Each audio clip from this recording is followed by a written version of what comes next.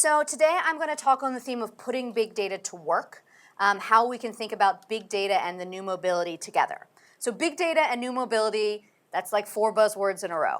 So how do we turn this convergence of buzzwords into something really concrete and useful and go beyond the hype?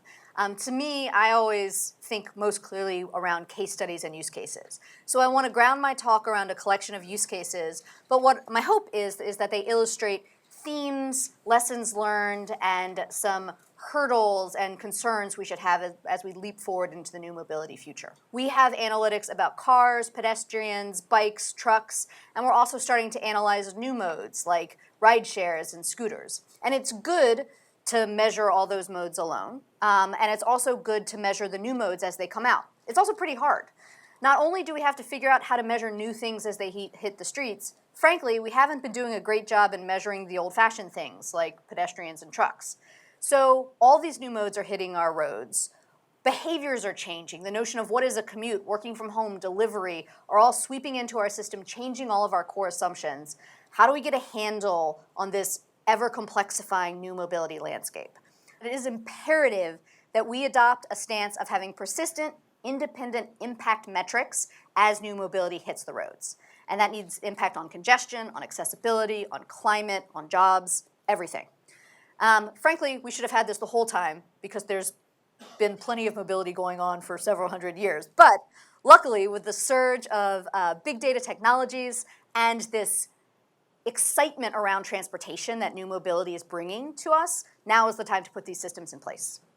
Second, all these cool buzzy innovations, flying cars, autonomous vehicles, scooters, they rely on our core jobs as transportation professionals, like maintaining roads, keeping the lines painted, making the signage clear.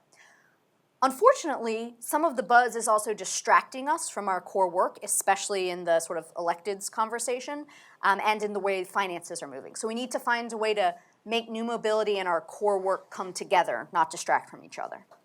And third, a lot of people talk about the new mobility like it's something in the future. It's not.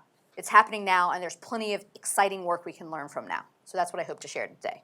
The recipe for successful implementation of big data is first, have a set of concrete, clear use cases and questions in mind.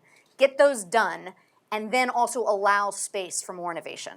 So I see a lot of conversations and pilot projects fail because there was no concrete outcome. There was just the innovation, the insights will just emerge from some cool data and maybe a few visualizations. That's not going to succeed. You can't have an if you build it, they will come mentality. You need a framework to be successful. So you have the benefit of making the right data-driven decision for the community, and also, and this is nothing to sneeze at, the government could communicate back to the community that their ideas had worked. Because the bollards were kind of annoying for the locals too. So you really had to prove that they made a big difference to justify that investment. So I love this case study because it shows a small city without huge planning resources being able to take advantage of big data quickly and cost effectively and make some smart decisions. But also, I think it proves the point that we don't have to wait for some totally different surge of connected autonomous vehicles to hit the road to start studying and planning for and exploring how they might interact with some of our local concerns. And lastly, I'll come back to an earlier theme, this concept that talking about filling potholes and painting lines and doing maintenance and making bike lanes is boring. It's not boring. First of all, it's just flat out important. And second of all, any AV person you talk to will tell you that the most important thing a city can do to get ready for AVs is to make sure the lines are clean, to make sure the potholes are filled, to make sure the bike lanes are clearly indicated and the trees are trimmed around the signs. And conveniently, those investments are things that will benefit everyone, drivers, bikers, walkers on the roads today, as well as the new mobility future. So we have to find a way to keep doing our plain old responsibilities and use the excitement around new mobility to send that forward, not distract from it. All of which is a long way to say that I think the most important new mobility technology that we all need to work on is paint.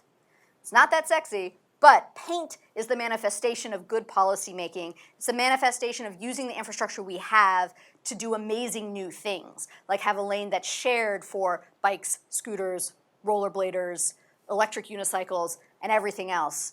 All it takes is a stripe of green paint and a policy decision, but it's probably the most powerful new technology a city could implement. All right, guys.